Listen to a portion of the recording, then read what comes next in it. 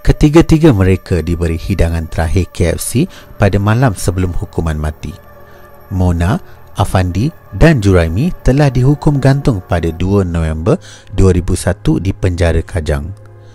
Seorang pegawai penjara berkata ketiga-tiga mereka tidak menunjukkan sebarang kekesalan terhadap perbuatan mereka.